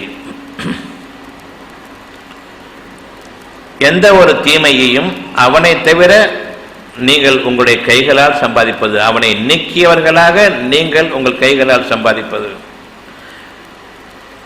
இருதயத்தை விட்டும் அவனை புறக்கணித்து அவனை அலட்சியப்படுத்தியவர்களாக நீங்கள் தீமையின் பக்கம் சாய்ந்து கெட்ட வழிகளில் நீங்கள் உங்களுக்கு எதிராக சம்பாதிப்பது உங்களுடைய மனதின் கேடுகள், மனதின் சங்கடங்கள், அவை மானக்கேடுகள். உங்களுடைய நன்மையின் பக்கம் நீங்கள் நிலைத்திருங்கள், சங்கடங்கள் நீங்கிவிடும். அந்த நன்மையின் பக்கம் நிலைத்திருப்பதற்கு முன்பாக உங்களுடைய அத்தியாவசிய தேவை பொறுமை. அது உங்களுக்கு ஈட்டு தருவதை போன்ற நன்மை வேறு எந்த ஒரு வழிமுறையை கொண்டும் நீங்கள் அடைய முடியாது. எனவே பொறுமைக்கு நிகரான ஒரு அழகான செயல் கிடையாது. நன்மையை விரும்பி பொறுமையை மேற்கொள்கின்றேன். நன்மையை விரும்பி தீமையின் பாதையில் இன்னும் நான் அதிகமாக செல்லாமல் என்னை பாதுகாத்துக் கொள்கின்றேன். ஏற்கனவே என் மனதில் ஒரு சங்கடம், ஒரு நெருக்கடி, ஒரு கவலை, ஒரு துக்கம், துயரம் எல்லாம் கலந்திருக்கின்றது. என்னுடைய பாதை அதன் மீது அமைந்திருக்கின்றது. இனியும் நான் அந்த பாதையை தொடர்வேனேயானால் இன்னும் எனக்கு மிக பெரும் துக்கம் அமைந்திருக்கிறது அந்த பாதையில். எனவே நான் பொறுமையை மேற்கொள்கின்றேன். பொறுமையை மேற்கொள்ளும் பொழுது இருவேறு பாதைகள், ஒரு நன்மையான பாதை, தீமையான பாதை. நான் போய்கொண்டிருக்கும் போது என்னுடைய தூரம் நன்மைக்கும் தீமைக்கும் இடையே தூரம் அதிகமாகிறது. எனவே நான் வடிகட்டில் அதிகமாகிவிடுவேன். பொறுமையை மேற்கொள்ளும் பொழுது நான் என்னுடைய நன்மையிலிருந்து தீமையின் பக்கம் செல்கின்றேன். இது மறைவான நன்மையின், தீமையை விட்டு நன்மையின் பக்கம் செல்கின்றேன். இது மறைவான பாதையாகும். திரும்ப வந்து போக வேண்டிய அவசியம் இல்லை. புறப்படும் இடத்திற்கு வந்து செல்ல வேண்டிய அவசியம் இல்லை. அப்படியே உங்களுடைய தீமைகள் மறைந்து நன்மை என்ற ஒரு பாதை மட்டும் இருக்கின்றது. அந்த நிமிடமே உங்களுக்கு ஒரு சுகமான அனுபவம் இருக்கிறது. ஒன்றை புரிந்து கொள்ளுங்கள். நீங்கள் சொல்லியிருக்கக்கூடிய கால்வலி, கைவலி, முழங்கால் வலி, முழங்கை வலி, இதெல்லாம் நீங்கள் கேட்ட விளக்கங்கள் ஹெல்த் டைமில் இருக்குது. அதை படித்து ஒரு காலம் நீங்கள் வந்து உங்களுடைய நோய்களை நீக்கிக் கொள்ளப் போவதில்லை. அதில் இறைவனுடைய ஞானங்கள் இருக்கின்றன. அந்த ஞானங்களை புரிய வேண்டும். அதற்காக இந்த வகுப்புகள். நம்பிக்கை கொள்ளுங்கள். என்ன காரணம் என்று கேட்காதீர்கள். காரணத்தை வைத்துக்கொண்டு நீங்கள் எதுவும் செய்ய போவதில்லை.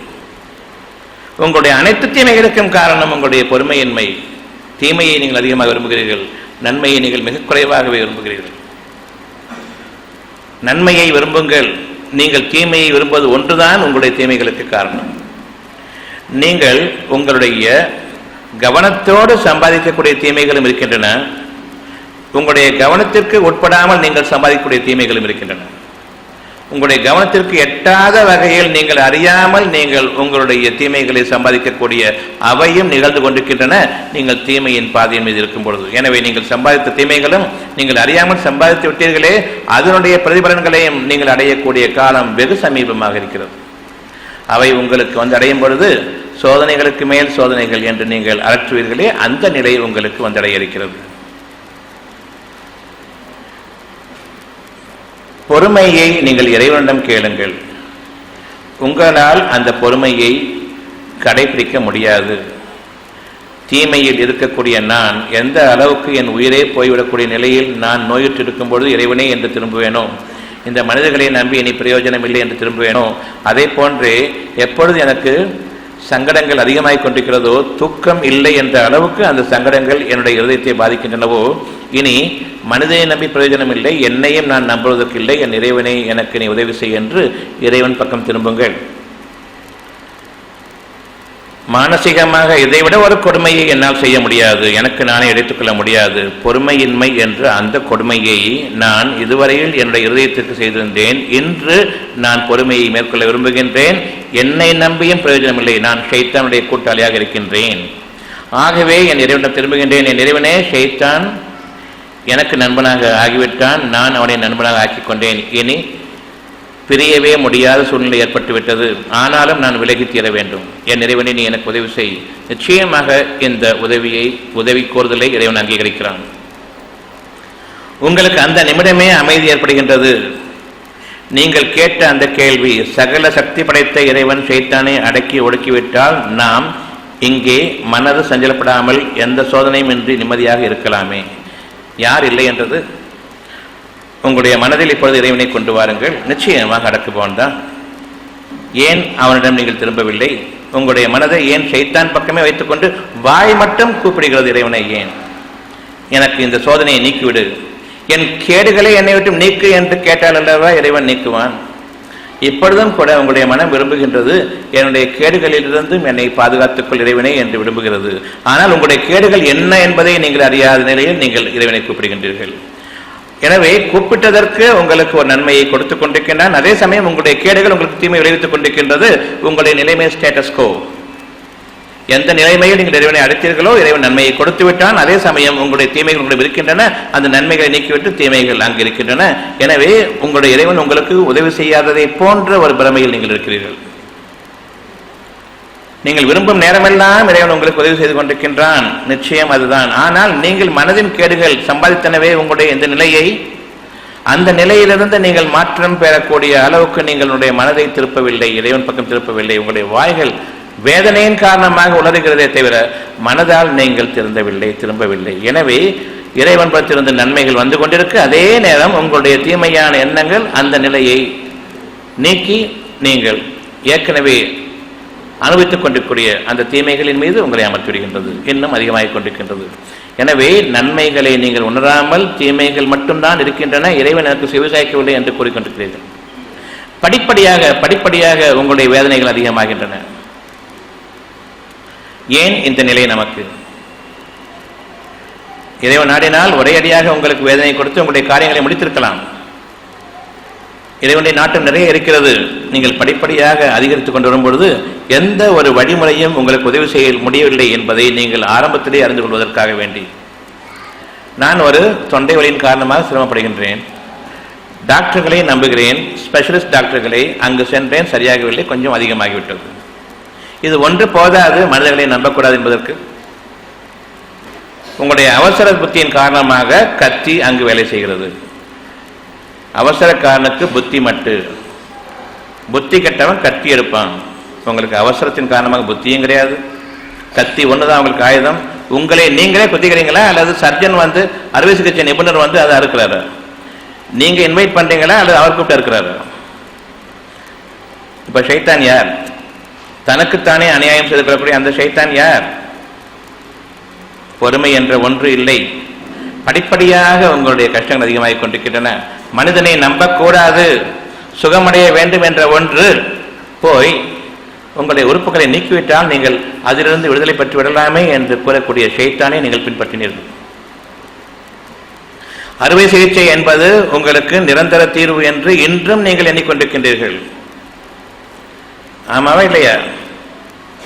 சொந்த புத்தி, அழகான உணர்வுகள், நியாயமான தீர்வுகள் எதுவுமே நமக்கு இல்லை. ஒரு பிரச்சனை இருக்கிறது, வெட்டிட்டா சரியா போயிடுச்சு நினைக்கிறீங்களா இல்லையா? அப்போ அந்த உறுப்பு வச்சது எதுக்காக, படைக்கப்பட்டது எதுக்காக? உங்களை அறியாத ஒரு நன்மைகள் அதிலிருந்து இருக்கின்றன. வீணுக்காக எந்த ஒன்றும் படைக்கப்படவில்லை. இந்த ஒரு சுகம் உங்களுக்கு வேண்டும், மனதின் சுகம் என்னவென்றால், இறைவன் எந்த ஒரு அமைப்பையும் என்னுடைய உடலில் வீணுக்காக படைக்கவில்லை.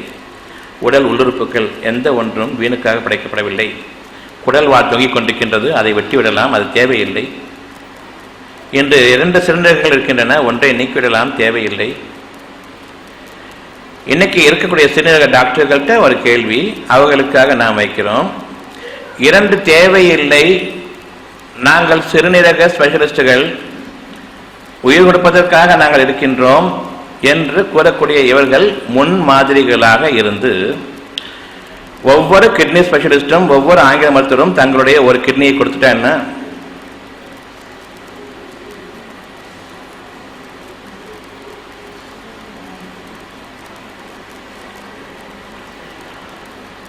ஏன் கொடுக்கக்கூடாது? ஏன் புரியலை உங்களுக்கு? எனக்கு கோபம் இருக்குது, ஆனால் உங்களுக்கு சிரிப்பு இருக்குது. ஷைத்தானுடைய சிரிப்பு அங்கே, நியாயமான உன்னுடைய கோபம் இங்கே. எப்படி சிரிக்க முடியுது? உள்ளம் கொதிக்கணுமே, எப்படி உங்களால் சிரிக்க முடியுது? அதை சொல்லுங்க முதல்ல. சிரிப்பு எப்படி வரும் இந்த சமயத்தில்? எதுக்கு சிரிக்கணுமோ அதுக்கு அழறீங்க, எதுக்கு அழணுமோ அதுக்கு சிரிக்கிறீங்க. வடிகேடு முற்றிலும் நமக்கு ஊர்ஜிதமாகிவிட்டது. இந்த சிரிப்புக்கும் நீங்கள் பதில் சொல்ல வேண்டும். சிரிப்பதற்காக சொல்லவில்லை. எப்படி சிரிப்பு வந்தது? இங்கு வேதனை இருக்கிறது. நன்மைகளின் பக்கம் நாம் திரும்ப வேண்டும். எனவே உங்களுடைய இறைவன் பக்கம் திரும்புங்கள், அங்கு உங்களுக்கு வழி இருக்கிறது. இந்த ஒரு சிறு அளவு கூட நான் யோசிக்க முடியவில்லை. ஊரெல்லாம் கொட்டிக்கொண்டு அதை ஒரு வைத்தியம் என்று எண்ணிக்கொண்டு உங்களுக்கு ஒரு சிறுநீரகம் போதும், இறைவன் ஒரு மடையன், 2 சிறுநீரகங்கள் தேவையில்லாமல் படைத்து விட்டான் என்று கூறக்கூடிய இந்த மனிதர்களை நீங்கள் பின்பற்றுவீர்களானால் உங்களுடைய இருதயத்தில் 2 இறைவன் படைத்தான், ஒன்றை கூட இவர்கள் பாதுகாக்க முடியாது. ஏன்? சிறுநீரகங்கள் பழுதடைந்து கொண்டிருக்கின்றன, வருமுன் காக்கக்கூடிய அவ்வளவும் இருக்கின்றது, இன்னும் ஒரு பகுதி சிறுநீரகம் பாக்கி இருக்கிறது, அது செயல்பட்டு கொண்டிருக்கிறது. பாதுகாக்க வேண்டியதுதானே? ஆரம்பத்திலேயே வந்திருந்தா சுகப்படுத்தியிருப்போம். ஆரம்பத்தில் நீ தானே பார்க்குற. நான் சிறு குழந்தையாக என்னுடைய தாயுடைய வயிற்றில் இருக்கும் பொழுதும் 10 மாதம் பார்த்தால் நீதான். வருமுன் காப்போம் என்று தடுப்பூசிகளை கொண்டு என்னுடைய இயக்க சக்திகளை சீர்குலைத்தது நீதான். பிறந்ததிலிருந்து ஊசி போட்டு மருந்து மாத்திரைகளை கொடுத்து என்னை சீரழித்ததும் நீதான். எதுவுமே வராது, அதுக்காக நான் பண்றேன்னு சொல்லிட்டு எல்லாம் வந்ததுக்கு அப்புறம் முன்னாடி வந்து நான் காப்பாத்திருப்பேன்னு சொல்லிட்டு எப்படி? அது கருவறையிலேருந்து இன்னைக்கு வரைக்கும் உன்னை நம்பி சீரழிஞ்சது. ஒரு மூட்டு வழி வந்தால் முதல்ல ஆரம்பத்தில் ஒன்றை தான் வர்றேன், கடைசி வரைக்கும் மருந்து கொடுத்து கடைசி மூட்டு தேஞ்சு போச்சு மாற்றணுங்கிற. எங்கேருந்து வருமுன் காப்போம்? ஒரு வார்த்தை இந்த மருத்துவரிடமிருந்து, ஒரு உண்மை அவர்களிடமிருந்து வருமா? ஒரே ஒரு உண்மையை நீங்கள் கூறுங்கள். இவர்கள் மருத்துவர்கள் என்பதற்கு சாட்சியாக உங்களிடம் இருக்கிறதா? அவர்கள் மருத்துவர்கள் இல்லை என்பதற்கு சாட்சியம் என்னிடம் இருக்கிறது. எப்படி நீங்கள் அறுவை சிகிச்சைக்கு சம்மதிக்கின்றீர்கள்? உடலிலிருந்து ஒரு பாகம் வெட்டி எடுக்கப்பட்டு விட்டது, நான் சுகமடைந்து விட்டேன் என்று நீங்கள் இருக்கின்றீர்களே. ஒரு தைராய்டு, ஒரு டான்சில்ஸ், ஒரு வயிற்று வலியின் காரணமாக இரைப்பையை வெட்டி விடுவது, குடலில் ஒரு புண் காரணமாக குடலை வெட்டி விடுவது, சுகமாக்கி விட்டேன். பிறகு வளர்ந்து விட்டது, பரவி விட்டது, இனி ஒன்றும் செய்ய முடியாது. ஒவ்வொரு ஆபரேஷனிலும் உங்களுடைய தீமைகள், உங்களுடைய உடற்கூறுகளில் ஏற்படக்கூடிய கேடுகள் உடல் எங்கும் பரவிவிட்டது என்பதை நீங்கள் அறிய வேண்டும். கேன்சர் மட்டும் கிடையாது, புற்றுநோயின் மீது நீங்கள் கத்தியை வைத்த பிறகு அது பரவிவிடும். ஒரு பயாப்சி டெஸ்ட் எடுக்கிறதுக்காக சதையை கிள்ளி எடுத்தாலும் சரி, அந்த புற்றுநோய் அப்பொழுதுதான் பரவ செய்யப்படுகிறது. எனவே நீங்கள் அறிய வேண்டும், ஒரு வியாதி உடலில் ஏற்பட்டால் அது உடல் மொத்தத்தையும் பாதிக்கிறது. ஒரு சிறு கொப்பளம் இன்று என்னுடைய விரல் நுனியில் ஏற்பட்டுவிட்டால், உடலினுடைய கடைசி பகுதியில் விரல் நுனியில் ஏற்பட்டுவிட்டால் அது இருதயத்தை பாதிக்கிறது. இருதய இயக்கம், அதனுடைய இரத்த ஓட்டமும் உயிரோட்டமும் தலை முதல் கால் வரை உடல் எங்கும் வியாபிக்கிறது. ஒரு சிறு வியாதி உடல் மொத்தத்தையும் பாதிக்கிறது என்பதை நீங்கள் அறிய வேண்டும். எனவே இந்த விரலை வெட்டிவிட்டால் சரியாகிவிடும், ஒருபோதும் இல்லை. ஆகவே புத்தி கெட்டவன் கத்தி எடுப்பான் என்ற அந்த ஒரு உண்மைக்கு நீங்கள் செவி சாய்ப்பீர்களானால் அந்த உண்மையின் பக்கம் நிலைத்திருங்கள். ஷைத்தான் உங்களை கத்தியை கொண்டு தீண்ட மாட்டான். அறுவை சிகிச்சையை போன்ற ஒரு புத்தி கெட்ட மருத்துவம் கிடையாது, அறிவு கெட்ட மருத்துவம் கிடையாது. நீங்கள் நம்பிக்கை கொள்ள வேண்டும். எந்த தீமையும் எனக்கு வேண்டாம் என்று இப்பொழுது நீங்கள் நம்புங்கள். உங்களுடைய நம்பிக்கைக்குரிய கூலி நிச்சயமாக இறைவனிடம் இருக்கிறது. எனக்கு எதுவும் வந்துவிட வேண்டாம் என்று உங்களுடைய மனதில் பயம் இருக்கிறதா? அல்லது வந்தால் பார்த்துக் கொள்ளலாம், ஃபேமிலி டாக்டர் இருக்கிறார், மருத்துவ இன்சூரன்ஸ் எனக்கு இருக்குது, இந்த நிம்மதியா அல்லது எதுவும் வரக்கூடாது என்ற பயமா? எது உங்களிடம் இருக்கிறது? இப்பொழுது பெரும்பாலும் உங்களிடம் மெடிக்கல் இன்சூரன்ஸ் பாலிசி நான் வச்சிருக்கிறேன், டாக்டர் என்னை காப்பாற்றிடுவார். இது சரியான எண்ணம் தானா? இறைவனுக்கு பொருத்தமான எண்ணம் தானா? உங்களை பாதுகாப்பவன் உங்களை படைத்தவனா, அல்லது உங்களை துண்டு துண்டாக வெட்டி கூறு போடுவானே அவன் உங்களை பாதுகாப்பான் என்று நீங்கள் நினைத்துக் கொண்டிருக்கிறீர்கள்? ஆகவே மனித துரோகிகளாக இருக்கக்கூடிய அந்த துரோகத்தனத்துக்கு தனக்கிணையாக எதுவும் இல்லை என்று இருக்கக்கூடிய ஆங்கில மருத்துவத்தை பற்றி நீங்கள் எச்சரிக்கையாக இருக்க வேண்டும். அது ஒரு மிருக வைத்தியம் என்பதை நீங்கள் அறிய வேண்டும். மிருகங்களை வைத்துக் கொண்டு பழகிவிட்டு பிறகு நான் மனிதர்களிடம் வருகின்றேன். மிருகங்கள் வேறு, மனிதர்கள் வேறு. நீங்கள் மிருக வைத்தியனாக இருங்கள், மனித வைத்தியனாக ஆக முடியாது. பறவைக்கு காய்ச்சல் வந்தால் உங்களுக்கு என்ன? பறவை காய்ச்சல், எலிக்காய்ச்சல், பூனைக்காய்ச்சல், யானை காய்ச்சல், கொசு காய்ச்சல். எனக்குள்ள காய்ச்சலுக்கு முதல்ல வழி சொல்லுவாங்க. ஆரம்பத்தில் சொன்னீங்க நிமோனியான்னு சொல்லிட்டு, இன்ஃப்ளூயன்ஸான்னு சொல்லிட்டு, ஃப்ளூ ஜுரம்னு சொல்லி காச நோயின்னு சொன்னியா இல்லை, எனக்குள்ள ஜுரம். அதுக்கு வழி சொல்லு பார்ப்போம். முதல்ல அதுக்கு வழி இருக்குதா? ஒரு சளி ஜலதோஷம் வந்து ஜுரம் வருது, அதுக்கு வழி இருக்குதா? ஒரு கேன்சர் ஏற்பட்டால் ஜுரம் வருது, அதுக்கு வழி இருக்கா?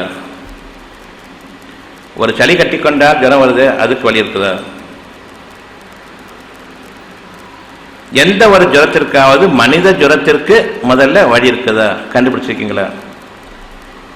ஒரு டைஃபாய்டு எனக்குள்ள ஜுரம், அதுக்கு வழி இருக்கா?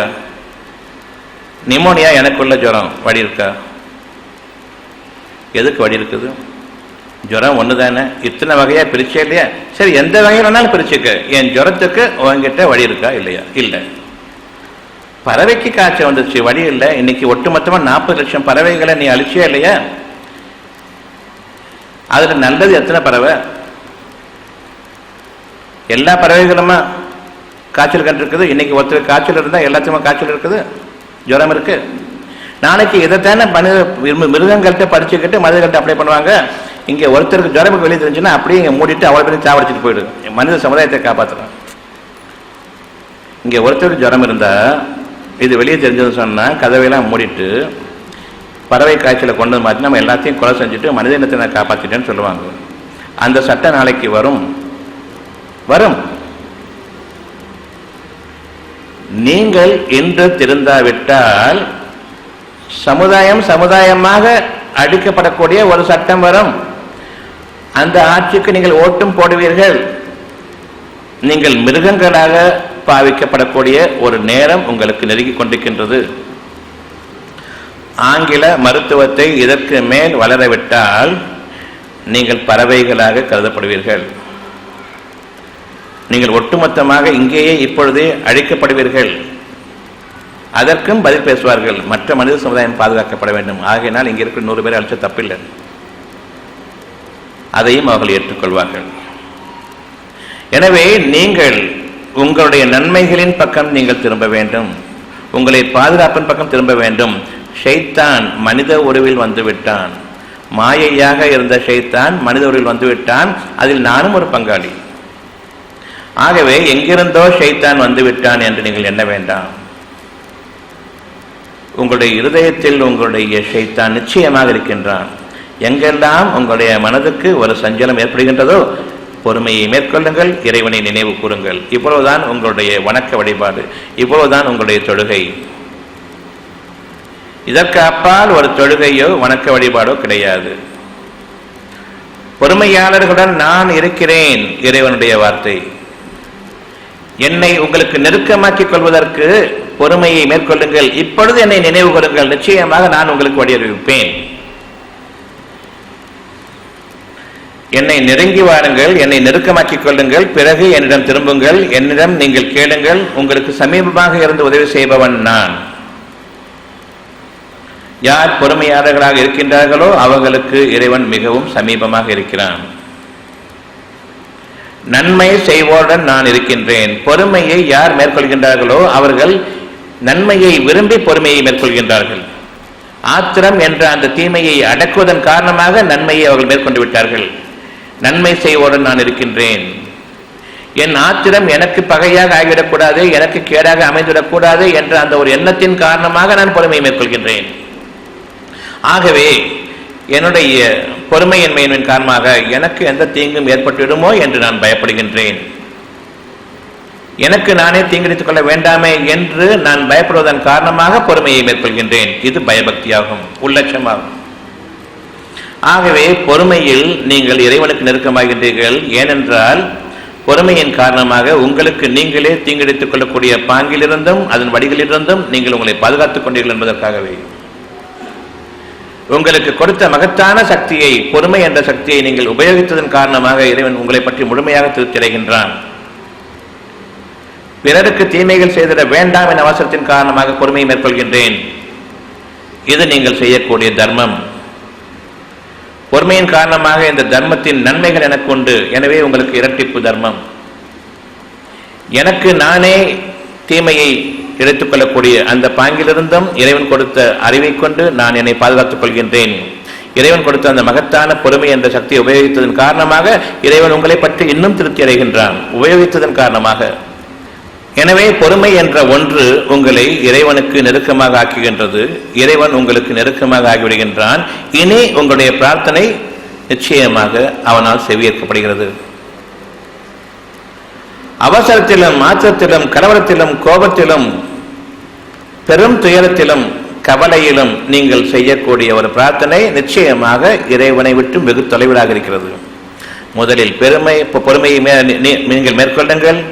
நீங்கள் அமைதி அடையுங்கள். இறைவன் உங்களோடு வந்துவிட்டான். இனி நீங்கள் பிரார்த்தியுங்கள். அமைதி இல்லாமல் பிரார்த்தனை இல்லை. ஆகவே இறைவனை அதிகமாக நினைவு கூறுங்கள், பொறுமையை மேற்கொள்ளுங்கள். பொறுமைக்கு நிகரான தொழுகை இல்லை, பொறுமைக்கு நிகரான இறை வழிபாடு கிடையாது.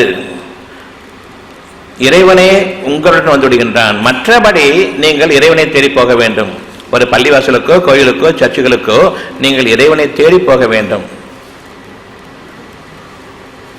ஆனால் பொறுமையை மேற்கொள்பவர்களுக்கு, விரும்புபவர்களுக்கு இறைவன் நான் உங்களுடன் வருகின்றேன். எது உங்களுக்கு லேசானது? எந்த தொடுகை உங்களுக்கு வேண்டும்? ஆகவே பெரும்பான்மையான மனிதர்களை பின்பற்றுகிறானால் ஒரு முஸ்லிம் என்ற கூட்டம் அது எல்லாரும் பாவதை போன்று தானும் பள்ளிவாசலுக்கு செல்கின்றேன், அங்கு என்னுடைய தொழுகை நிறைவேறும். கோயில்களுக்கு செல்கின்றேன், மிக பெரும்பான்மை செல்கின்றது, அங்கு எனக்கு நிறைவேறும். அவ்விதமாக இல்லை. உங்களுடைய இறைவன் பொறுமையாளர்களுடன் நான் இருக்கின்றேன் என்று கூறுகின்றான். அங்கு போய் நீங்கள் இறைவனுக்கு முன்னிலையில் இருக்கின்றீர்கள். பொறுமையை மேற்கொள்ளுங்கள். இறைவன் உங்களோடு இருக்கின்றான். உங்களோடு இருப்பதை விரும்புகின்றீர்களா? எதிரும் புதிருமாக உங்களுக்கு முன்னால் அவன் நிற்பதை நீங்கள் விரும்புவீர்களா? எதனை நீங்கள் விரும்புவீர்கள்? சத்தியத்தை எடுக்க வேண்டும், அசத்தியத்தை நீக்க வேண்டும். பெரும்பான்மை பின்பற்றுவதை நானும் பின்பற்றிவிட்டேன், இனி இதிலிருந்து நான் மீள முடியாது என்று இன்று நீங்கள் உறுதி கொள்கிறானால் நிச்சயமாக உங்களால் ஷைத்தானை வெல்ல முடியாது. பெரும்பான்மை எப்படி சீரடைந்து கொண்டிருக்கின்றதோ அதில் ஒரு அங்கத்தினராக நீங்களும் சீரடைந்து கொண்டிருப்பீர்கள். எனவே பெரும்பான்மையை பின்பற்றாதீர்கள். தனித்து நில்லுங்கள், தனித்து நில்லுங்கள். இறைவன் ஒருவன் உங்களுக்கு போதும். அகிலங்களின் இறைவன் உங்களுக்கு போதுமானவன். இன்று நான் உங்களிடம் கேட்கின்றேன், பொறுமையாளர்களுடன் இறைவன் இருக்கின்றான் என்ற அந்த ஒன்று நிம்மதிதான் உங்களுக்கு வேணும். அந்த நிம்மதியை நீங்கள் கொண்டிருப்பதால் இறைவனுடைய உதவி இல்லாமல் நிம்மதி இல்லை. நிம்மதி எனக்கு வருமானால், பொறுமையை நான் கடைப்பிடிப்பதானால் நிச்சயமாக இறைவனை நான் என்னோடு வைத்திருக்கின்றேன். அந்த பொறுமையின் காரணமாக நிம்மதி தொடருமானால் இறைவன் என்னோடு இருக்கின்றான். இதற்கு மேல் உங்களுக்கு அத்தாட்சி என்ன தேவை? இறைவன் உங்களோடு இருக்கின்றான். ஆகவே உங்களுடைய இருதயத்தை நீங்கள் தூய்மையாக்கிக் கொள்ளுங்கள். அங்கு இறைவனுடைய ஆற்றல் உங்களுக்கு வழிவகுக்கும். ஒளி வீசக்கூடிய அந்த ஆற்றல் மீது இன்று நீங்கள் நம்பிக்கை கொள்ளுங்கள். இதற்கு அப்பால் ஒரு இறை வணக்க வழிபாடு கிடையாது, இதற்கு அப்பால் ஒரு தொழுகை கிடையாது, இதற்கு அப்பால் ஒரு மஸ்ஜிதோ கோயிலோ கிடையாது என்பதை இன்று நீங்கள் நம்புங்கள். சிந்தித்து உணர்ந்து தெளிவுபடுங்கள். உங்களுடைய இருதயம் தூய்மையாகிறது. தூய்மையான இருதயத்திலிருந்து வெளிப்படக்கூடிய அந்த இறை உணர்வுகள் உங்களுடைய உடலில் எந்த ஒரு தீமையையும் அங்கு நிலைத்திருக்க விட்டு வைக்காது. கழுத்து வலி, பிடரி வலி, அடிமுதுகு வலி, தொண்டை வலி, கால் வலி, கண் வலி என்று தனித்தனியாக வலிகளை கூற வேண்டாம். நம்புங்கள். இப்பொழுதும் கூட உங்களுக்கு பல வழிகள் இருக்கின்றன, பல வழிகளும் இருக்கின்றன. உங்களுடைய இருதயத்தில் இப்பொழுது என்ன தேவை? சுகம். இருதயத்திற்கு சுகம் தேவையா, அல்லது எங்கோ ஒரு மூலையில் வலித்துக் கொண்டிருக்கிற கை கால் வயிற்று வலி என்று அங்கு உங்களுக்கு தேவையா? எங்கு தேவை? முதலில் மனம் அமைதியடையட்டும். என் இறைவன் எனக்கு போதுமானவன், இறைவனை தவிர எனக்கு வேறு வழியில்லை. ஆகவே இறைவன் போதுமானவன். பொறுமையை கொண்டு நான் இப்பொழுது சமாதானம் அடையும் பொழுது வழிகள் நீங்கிவிட்டன.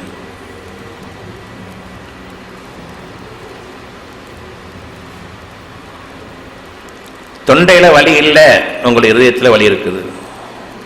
வயிற்றுல வலி இல்லை, உங்களுடைய இருதயத்தில் வலி இருக்குது. உங்களுடைய காது, கண், மூக்கு, முதுகந்தண்டுகளில் வலி இல்லை, உங்களுடைய இருதயத்தில் வலி இருக்கிறது. அந்த இருதயத்தை சமாதானப்படுத்துங்கள். அனைத்து வலிகளும் நீங்குவதை இப்பொழுது நீங்கள் அறிய வேண்டும். இது பெரிய கஷ்டமா? இது மனம் அமைதி அடையட்டும். என் இறைவன் பொருட்டு அமைதி அடையட்டும். என் இறைவனை நான் நம்பிக்கை கொண்டேன். நம்பிக்கை கொண்டதன் காரணமாக இறைவன் என்னை கைவிட்டுவிட மாட்டான் என்று நம்புவதில் உங்களுக்கு குறைவாக ஏற்பட்டுவிடும். ஷைத்தான்களை நீங்கள் மறக்க வேண்டும். இறைவன் உங்களுக்கு போதுமானவன் என்று யார் உறுதி கூறுகிறார்களோ அவர்களுடைய துணை உங்களுக்கு தேவையை தவிர டாக்டர்களும் மருத்துவர்களும் அறுவையாளர்களும் எனக்கு உதவார்கள் என்று நீங்கள் நம்பினால் இனி அந்த நம்பிக்கைக்குரிய பிரதிபலனை நீங்கள் அனுபவிக்க வேண்டியிருக்கும். முழுமையாக அனுபவிப்பீர்கள். தலைவலி என்றால் தலையை வெட்டிவிட்டால் தலைவலி இருக்காது என்று கூறக்கூடிய அளவுக்கு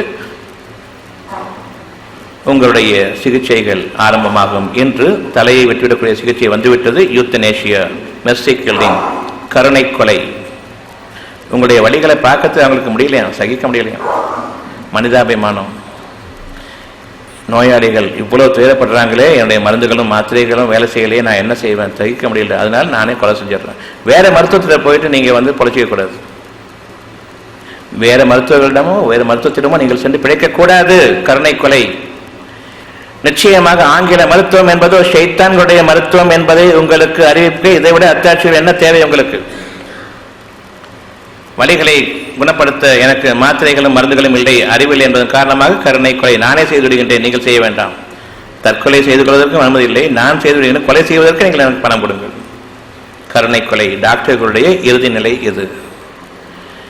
எனவே இறைவனை நீங்கள் பின்பற்ற தவறினால் உங்களுக்காக இருப்பது மிக பெரும் மனதின் சீரழிவும், பின்னர் உங்களுடைய உடலை கூறு போட்டு சித்திரவதை செய்து நீங்கள் கொலை செய்யப்படுவீர்களே, அது இன்று ஒவ்வொரு ஆஸ்பத்திரியிலும் நடந்து கொண்டிருக்கின்றது. ICU வார்டுகளில் அங்கு நிகழக்கூடிய ஒரு கொடூரம், ஒரு இரத்த கிளறி நீங்கள் பார்க்கக்கூடாது என்பதற்காக உள்ள வைத்தியம் நடக்க நீங்கள் வெளியில் இருங்க.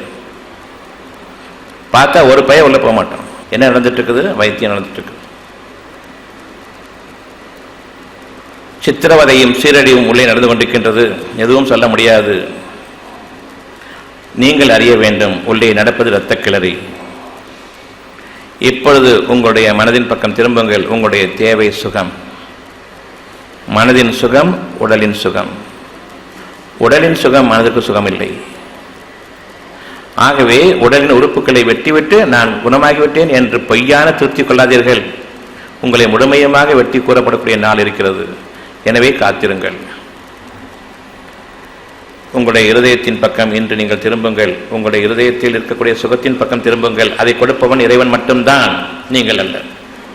இறைவன் படைப்பாளன் என்பது நீங்கள் கொள்ளக்கூடிய உறுதியாக இருக்குமானால் அந்த படைப்பாளன் தன் படைப்பை வாழ வைக்கவும் ஆற்றல் மிக்கவன் என்பதை நீங்கள் இன்று உணருங்கள், அறியுங்கள். பெரும்பான்மையினரை நீங்கள் பின்பற்ற வேண்டாம். உங்களுடைய முன்னோர்களையும் நீங்கள் பின்பற்றாதீர்கள். நீங்கள் தனித்தே இறைவன் பக்கம் திரும்புங்கள். அங்கு உங்களுடைய வாழ்க்கை இருக்கிறது. இருதயத்தின் பக்கம் திரும்புங்கள். உங்களுடைய தேவை அங்கிருக்கிறது. உங்களுடைய தேவைகளின் மீது உங்களுடைய வாழ்க்கை அமைந்திருக்கிறது. என்னுடைய தேவையெல்லாம் என்னுடைய நோய் நொடிகள் நீங்க வேண்டும். நோய் என்பது உடலினுடைய சுகாதார ஆதாரம், சுகத்தின் ஆதாரம். எனக்கு இல்லை, நான் நோய் கண்டுவிட்டேன். சுகத்திற்கான ஆதாரம் எனக்கு இல்லை, நான் நோய் கண்டுவிட்டேன். நோய். பொருளுக்கான ஆதாரம் என்னிடமில்லை, நான் நொடித்து போய்விட்டேன். நோய் நொடிகள். ஆகவே நோய்களிலிருந்தும் நொடி, அதாவது வறுமைகளிலிருந்தும் என் இறைவன் என்னை பாதுகாக்க வேண்டும். இந்த இரண்டுக்கும் நீங்கள் மனிதர்களிடம் சென்று உதவி தேட முடியாது. அவர்கள் உங்களுக்கு உதவி செய்ய மாட்டார்கள். நீங்கள் சுகமாக வாழ வேண்டும் என்பதற்காக ஆரோக்கியத்தை கேட்டால் உங்களுக்கு தருபவர் யார்? நான் வறுமையில் ஆகிவிட்டேன், நான் சீமானாக வாழ வேண்டும் என்று நீங்கள் மனிதர்களிடம் போய் கேட்டால் அவர்கள் உங்களுக்கு செருப்பால் அடிப்பார்கள். பிச்சைக்காரனாக இருந்தாலும் சீமானா வாழணும்னு சொல்கிறேன், அதுக்கு என்கிட்ட காசு கேட்கலாம் சொல்லிட்டு கேள்வி பண்ணுறான். எனக்கு அப்படிப்பட்ட மனசு எனக்கு இருக்குது. சமுதாயத்தில் அப்படிப்பட்ட மனம் கிடையாது. எனவே நீங்கள் சுகாதாரத்துடன் வாழ வேண்டும், சுகத்திற்கான ஆதாரத்துடன் வாழ வேண்டும். பொருளுக்கான ஆதாரத்திற்கு எந்த குறைவும் இல்லாமல் சீமன்களாக வாழ வேண்டும். இந்த இரண்டும் தான் உங்களுடைய வாழ்க்கைக்குரிய சோதனை. ஆகவே சுகவீனம் கூடாது, வறுமை கூடாது, நோய் நொடிகள் கூடாது. ஆரோக்கியமான வாழ்க்கையும் மனதின் ஆரோக்கியமும் உங்களுடைய வாழ்க்கையின் செழிப்பும் உங்களுக்கு அவசியம். உங்களுடைய இறைவன் பக்கம் திரும்புங்கள். மனிதர்களிடம் இது கிடையாது. மனித அறிவை கொண்டு இது முடியாது. மனித துரோகத்துடனே அல்லாமல் உங்களால் பொருளாதாரத்தை நீங்கள் உங்களுக்காக ஈட்ட முடியாது. அந்த மனித துரோகத்தின் காரணமாக நீங்கள் ஈட்டிய பொருளாதாரம், அதை கொண்டு நீங்கள் விழுங்குவதெல்லாம் நரக நெருப்பைத்தான். வயிறுகளில் அது கொதிகலன்களை போல் கொதிக்குமே, அந்த நரக நெருப்புத்தான். நீங்கள் சம்பாதிக்கக்கூடிய அந்த பொருளாதாரத்தை கொண்டு நீங்கள் விழுங்கக்கூடிய ஒவ்வொரு உணவும் வயிற்றில் நெருப்பை கொட்டுவதாகும். இறைவனிடமிருந்து நான் பெறக்கூடிய அந்த ஆதாரம் வயிற்றுக்கு குளுமையாக இருக்க வேண்டும். ஒவ்வொருத்தருக்கும் வயிற்றெரிச்சல், வயிற்று வலி, வயிற்று பொறுமல், அஜீரணம். ஏன்? நீங்கள் உண்ணுவது உணவல்ல. மனித துரோகத்தை கொண்டு உங்களுக்கிடையே நீங்கள் வாழக்கூடிய அந்த வாழ்க்கை ஷைத்தானுடைய வழிமுறைகளை கொண்டு, ஷைத்தானுடைய வழிமுறையோ நெருப்புக்குரியதாகும். அந்த நெருப்புக்குரிய பொருளாதாரத்தை நீங்கள் ஈட்டுவதன் காரணமாக அதை கொண்டு நீங்கள் விடுங்குவதெல்லாம் நெருப்பு தான். ஷைத்தானை நண்பனாக நீங்கள் ஆக்கி கொண்டதன் காரணமாக. எனவே கை கால்கள் எல்லாம் எரிச்சல், கண் எரிச்சல், மூக்கு எரிச்சல், தொண்டை எரிச்சல், வயிற்றெரிச்சல், இன்னும் பைல்ஸ், மூல உபத்திரவங்களும் எரிச்சலும், எங்கும் எரிச்சல்கள் உங்களை விட்டு வைக்கவில்லை. அந்த எரிச்சல் என்பது வெப்பம், வெப்பம் என்பது ஷைத்தானுடைய குணம். அந்த குணத்தை நீங்கள் நீக்குங்கள், குளுமையடையுங்கள், குளிர்ச்சி அடையுங்கள். அங்கு மனமும் குளிர்ச்சி அடையும், மனமும் சுகாதாரத்தை மேற்கொள்ளும். அந்த சுகாதாரத்திலிருந்து உங்களுடைய உடல் நோய்கள் அனைத்தும் நீங்கும். ஆகவே நம்பிக்கை கொண்ட மக்களாக உங்களுடைய இருதயத்தில் இப்பொழுது நீங்கள் கொள்ள வேண்டியது சுகத்தை மட்டுமே நான் கொள்ள வேண்டும். அந்த சுகம் வேண்டுமென்றால் உங்களுடைய பொறுமையை நீங்கள் மேற்கொள்ளுங்கள். பொறுமையின் போது இறைவன் உங்களுக்கு நெருக்கமாகின்றான். இப்பொழுது உங்களுடைய பிரார்த்தனை வெகு சமீபமாக இருந்து இறைவன் கேட்கின்றான், உங்களுக்கு பதிலும் அளிக்கின்றான். உங்களுடைய நோய்கள் நீங்கிவிட்டன. நொடித்து போன உங்களுடைய வறுமைக்குரிய வாழ்க்கையும் உயர ஆரம்பித்து விட்டது. நம்பிக்கை கொள்ளுங்கள். ஆகவே மனிதர்களை பின்பற்றாதீர்கள். இருதயத்தின் பக்கம் திரும்புங்கள். இறைவனை இங்கு நெருக்கமாக்குங்கள். நீங்கள் இறைவனை தேட முடியாது எங்கும் சென்று. நீங்கள் ஏற்றுக்கொள்கிறீர்களா இல்லையா? இறைவனை உங்களுக்கு நெருக்கமாக்கிக் கொள்ள விரும்புகின்றீர்களா? அல்லது இறைவனை நீங்கள் பார்த்தது போல் இங்கு இறைவன் இருக்கின்றான் என்று நீங்கள் இறைவனை ஒரு இடத்தில் வைத்துவிட்டு நீங்கள் அங்கு போய் இறைவனை தேடப் போகின்றீர்களா? வீண் ஷைத்தானுடைய வழிமுறைகளில் நீங்கள் செல்ல வேண்டாம். பொறுமையாளர்களுடன் இறைவன் இருக்கின்றான் என்பது தெரியுமா தெரியாதா? பூமியை ஆள்வோன் யார்? இறைவன். பொறுத்தார் பூமி ஆள்வர் என்றால் எங்கு இருக்கிறான் இறைவன்? பொறுமையாளர்களோடு இருக்கின்றான். ஆகவே இறைவனை நீங்கள் உங்களுக்கு நெருக்கமாக ஆக்கிக் கொள்வது என்றால் பொறுமையை மேற்கொள்ளுங்கள். வீட்டில் கோபமோ ஆத்திரமோ வேண்டாம், அவசரமோ கலவரமோ வேண்டாம். நிம்மதியையும் அமைதியையும் நீங்கள் பாதுகாத்துக் கொள்ளுங்கள். இறைவனுடைய நெருக்கம் உங்களுக்கு என்றென்றும் இருக்கிறது. அந்த நெருக்கத்தில் ஷைத்தானுடைய நிழல் கூட அங்கு பட முடியாது. ஆகவே நீங்கள் ஷைத்தானை வென்று விட்டீர்கள். உங்களுடைய கெட்ட குணங்களிலிருந்து நீங்கள் மீண்டு விட்டீர்கள். நன்மையின் பக்கம் நீங்கள் திரும்புங்கள். உங்களுடைய பிரார்த்தனைக்கு முன்பாக நீங்கள் சமாதானம் அடைய வேண்டும். சமாதானம் அடைந்த பிறகுதான் பிரார்த்தனை. நீங்கள் சமாதானம் அடையுங்கள். இறைவன் உங்களோடு நெருக்கமாக வேண்டும். நீங்கள் பொறுமையை மேற்கொள்ளுங்கள். உங்களுடைய தொழுகை முடிந்துவிட்டது. இப்பொழுது நீங்கள் பிரார்த்தனை மேற்கொள்ளுங்கள். சலாம் அங்கிருக்கிறது. மனதின் அமைதியும் மனதின் சுகமும் சுகாதாரமும் அங்கிருந்து கிளம்புகின்றது. உடலில் எந்த விதமான நோயும் இல்லை. மனதில் நோய் இல்லாததன் காரணமாக, மனம் சுகமாக இருப்பதன் காரணமாக உங்களுடைய தீர்க்கமான சிந்தனைகள் உங்களுக்கு மேலான வழிமுறைகளை தரும். அந்த வழிமுறைகளில் நீங்கள் விசாலமான வாழ்க்கையில் அமைவீர்கள். இங்குதான் இருக்கிறது பொருளாதாரத்தின் அடிப்படையை விட்டும் மிகைத்த சீமான் தனமான வாழ்க்கை, என்றுமே குறைவில்லாத அனைத்து பாக்கியங்களும் நற்செல்வங்களும் கொண்டிருக்கூடிய வாழ்க்கை இங்கு அமைந்திருக்கிறது. எனவே இன்று முதலாக உங்களுடைய வாழ்க்கை பொறுமை, பொறுமைக்கு பிறகு மனம் அமைதி. அந்த அமைதியின் போது உங்களுடைய பிரார்த்தனை முடிந்துவிட்டது. வீணாக மனிதர்களை பின்பற்றி கொண்டு அடையக்கூடாது.